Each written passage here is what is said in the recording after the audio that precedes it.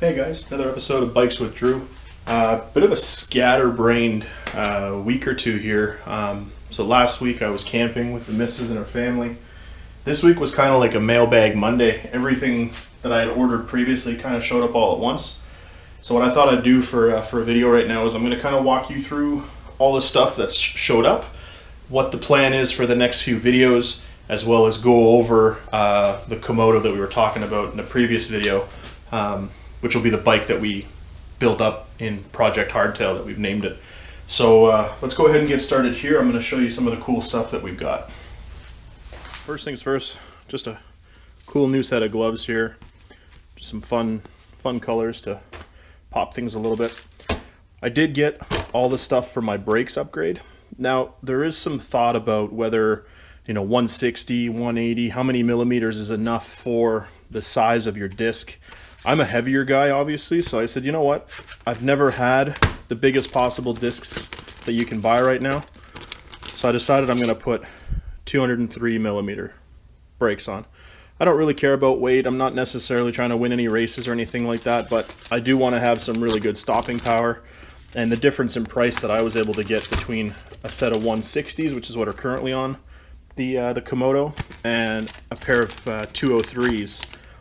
Was next to nothing, so I said, you know what, I'm just going to do it. We're going to get the big brakes on there, and that's that. The size of the spacers, though, if you've ever done spacers or brackets, I guess you could call them, for putting calipers onto your frame, these are huge. So they got to make that extra room in order for your caliper to work with a rotor of that size. Speaking of calipers, I've also got these.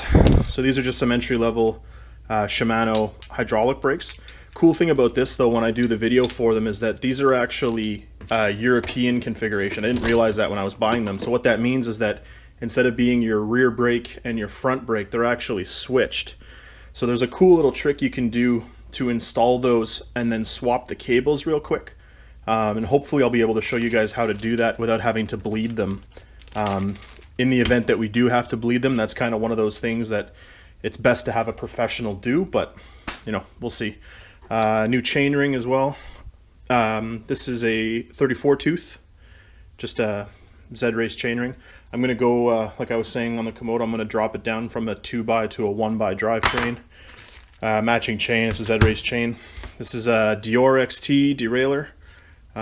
Again, to go with the 11-speed cassette. And then the shifter right here. There's also, I know what you guys are thinking, this is a Chinese fork. I believe it's called a Kursek, K-R-S-E-K. I figured I'd give it a try. The two forks that I have now, one being on the Komodo and one being on the Trek 4500, they're not great. They're not terrible, but they're not great. So I figured I'd see what a cheap Chinese fork looks like, what it feels like, and what it does. And so far, I mean, there's nothing really standing out that I'm worried about.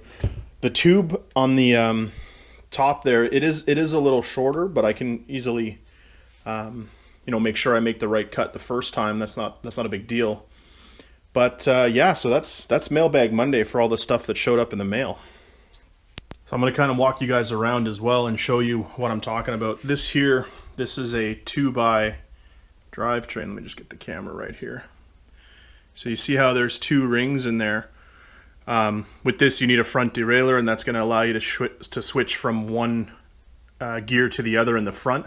I'm going to eliminate that entirely and just make it a 1x drivetrain. So you won't have to worry about that derailleur in the front, the extra weight. You're just going to have that single chain. And what I did with this one, this is actually, let me get a background where you can see this here. That chainring actually goes narrow, wide, narrow, wide, narrow, wide. That's the thickness of the teeth here. And that's going to help bite the chain and hopefully it doesn't, flop around and stuff like that. So one of the first things will be to swap out this whole crankset here and put in a single speed chain, or a single speed chain ring, sorry. There's the cassette on the back as well. This is an 8-speed that it came with.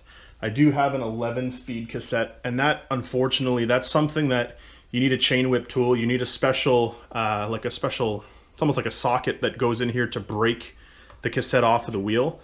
It's something that's better done by your local bike shop. if you don't have the tools, if you've never done that before. It's not that you can necessarily damage anything, it's just that you can really hurt yourself. I've had my hand smash into a cassette before, and these are quite sharp, these teeth, and it'll just tear you up. So you're better off, if you've never done it before and don't have the special tools and don't want to buy the tools, you're better off spending the $30 and having a local bike shop do it for you. And then, you know, it's always good to support the local shop too as well. So I'm also going to take these tires off. This is a good pair of Kendas. And then in the front, there's a Maxxis Larson tire here as well. These are really, really good tires. So I'm going to pull these off. I'm not going to be keeping these rims. I'm going to keep the rims that I currently have on the 4500. And then there's also the cockpit up here. Probably not going to keep that stem. Probably not going to keep the bars. The grips are pretty old and done. So yeah, there's a few things that I'm going to be doing to this bike over the next couple of videos. Sorry, it's just so hot in the garage right now. It's so humid. I'm going to give the whole thing a good wash over, and then one by one I'm going to start changing parts. So putting on the new fork, swapping over the handlebars, putting on the hydraulic brake, showing you the cool trick where you can swap the hoses if ever you buy European stuff but you want the American setup, or vice versa. I might actually paint or change this bottle cage. It's pretty beat up. Change out the pedals, change out the tires, and then yeah, I mean, we're gonna have quite a few things happen quickly here because all the stuff arrived all at once. I'm excited to get this out and get riding on it. I think that's pretty much it, guys. There is also, we're heading out on a camping trip across Canada. That's in less than a month now. So depending on how things work out with videos, I'm hoping to have this bike fully upgraded, all my cool stuff on it, and at least a couple of videos of me riding it before I leave for Western Canada. Yeah, fortunately I'm not taking the bike with me. That would have been kind of cool to go and build the bike up and then right away take it out west. But I'm gonna do a day of riding when I am out on the West Coast. I'm gonna be renting a bike when I'm there, so stay tuned for that video as well. And yeah, guys, go ride your bike. Enjoy.